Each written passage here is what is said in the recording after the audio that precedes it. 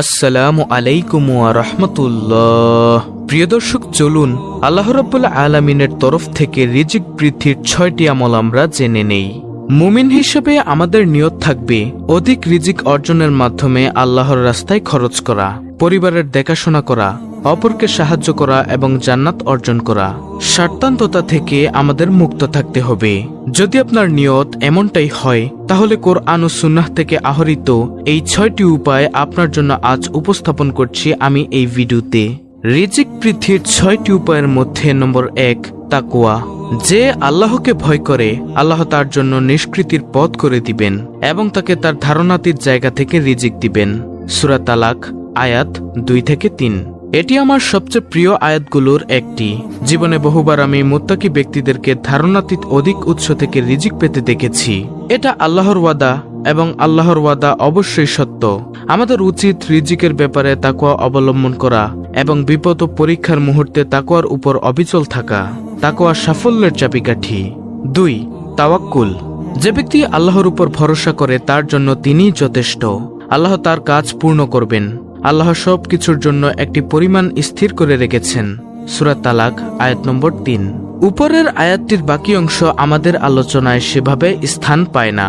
প্রথম অংশ তাকওয়ার কথা বলে, দ্বিতীয় অংশ তাওয়াক্কুলের। তাওয়াক্কুল করার অর্থ হল আপনার যা প্রাপ্য তা আল্লাহ আপনাকে দেবেনি।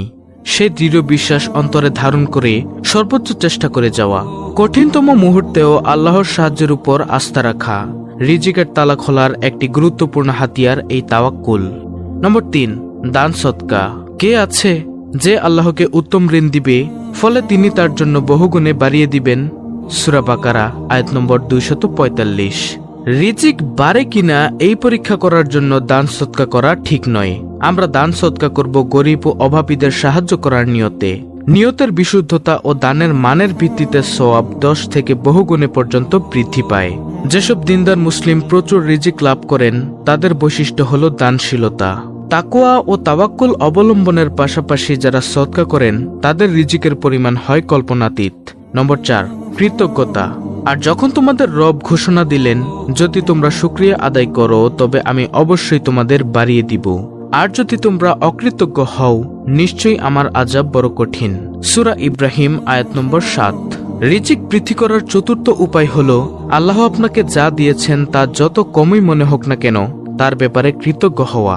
সাধারণ নিয়ম হল শুকরিয়া আদায় করলে বৃদ্ধি পায় আর অভিযোগ করলে হ্রাস পায়।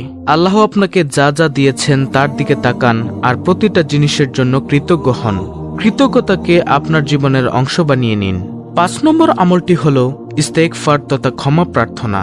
অতঃপর বলছি, তোমরা তোমাদের পালনকর্তার ক্ষমা প্রার্থনা করো।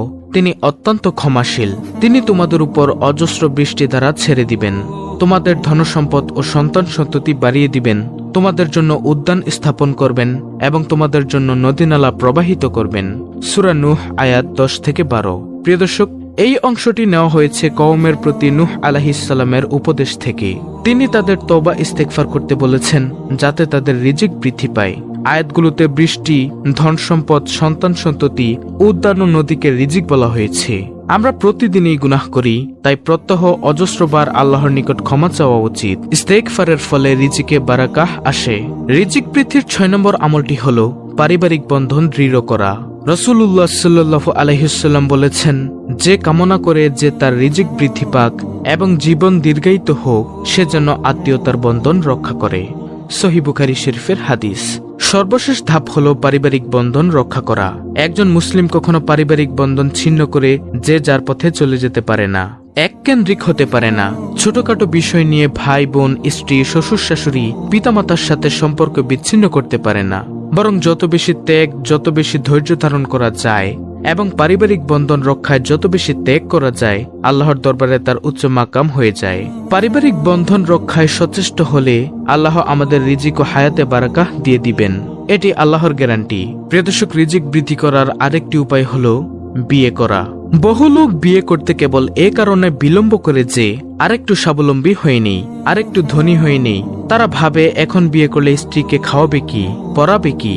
অথচ বিয়ে বন্ধনে আবদ্ধ হওয়া সচ্ছলতা লাভের অন্তরায় নয়, বরং সহায়। পবিত্র কোরআন হাদিসে বিয়ে বন্ধনে আবদ্ধ হওয়াকে সচ্ছলতা লাভের অন্যতম উপায় বলে উল্লেখ করা হয়েছে।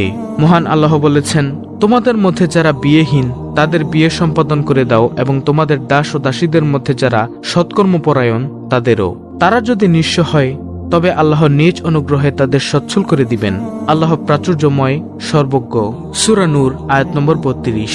চারিত্রিক নিষ্কুলতা অর্জন করার জন্য যে ব্যক্তি বিয়ে করবে তাকে মহান আল্লাহ সাহায্য করবেন মর্মে হাদিসে প্রতিশ্রুতি এসেছে। হযরত আবু হুরায়রা রাদিয়াল্লাহু তাআলা আনহু বলেন, রাসূলুল্লাহ সাল্লাল্লাহু আলাইহি ওয়াসাল্লাম বলেছেন, 3 ব্যক্তি এমন যাদের প্রত্যেককে সাহায্য করা মহান আল্লাহ নিজের উপর অপরিহার্য করে নিয়েছেন। 1.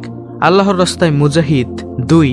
যে বিয়েকারী চারিত্রিক পবিত্রতার উদ্দেশ্যে বিয়ে করে। 3. যে মোকাতাব গোলাম মুক্তিপণের অর্থ আদায়ের ইচ্ছা রাখে। সুনানে আন-নাসাই হাদিস নম্বর 3120। প্রতিটি প্রাণীর জীবন ধারণের জন্য আল্লাহ তাআলা এমন বিশেষ দানকে রিজিক বলা হয় যা নির্ধারিত সময় প্রয়োজন ও চাহিদা অনুযায়ী প্রদান করা হয়, আর তার মাধ্যমে প্রাণীটির সার্বিক উপকার সাধিত হয়। রিজিক সেটাই যা বান্দার উপকারে আসে। উপকারে আসার বিষয়টিও ব্যাপক, ইহকাল ও পরকাল তার মধ্যে অন্তর্ভুক্ত। জীবিকার পিছনে কম বেশি সবাই দৌড়ায়। জীবনের জন্য রিজিক, সেই রিজিকের সন্ধানে অনেকের জীবন পর্যন্ত চলে যায়। কেউ হাড়ভাঙ্গা পরিশ্রম করে সামান্য অর্জন করে, আবার কেউ উত্তরাধিকার সূত্রে পাওয়া সম্পদ বসে বসে খায়। এটাই দুনিয়ার রীতি। নবী করিম সাল্লাল্লাহু আলাইহি ওয়াসাল্লাম ইরশাদ করেছেন, হে মানুষ, তোমরা আল্লাহকে ভয় করো, ধনসম্পদ সংগ্রহে উত্তম পন্থা অবলম্বন করো, কেননা কেউ তার রিজিক পরিপূর্ণ না করে মৃত্যুবরণ করবে না, যদিও তা অর্জনে বিলম্ব হোক না কেন। সুনানে ইবনে মাজাহ। রিজিকে বরকত আসার জন্য আল্লাহর উপর ঈমান ও তাকওয়া অবলম্বন অত্যন্ত জরুরি। যে বান্দা এই দুটি জিনিস অর্জন করতে পারবে না, তার রিজিকে সংকীর্ণতা নেমে আসবে। রিজিকে বরকত না হওয়ার আরেকটি অন্যতম কারণ হলো গুনাহ। গুনাহ ঈমানকে ক্ষতিগ্রস্ত করে, ফলে এটিও রিজিকের বরকত কমে যাওয়ার অন্যতম কারণ।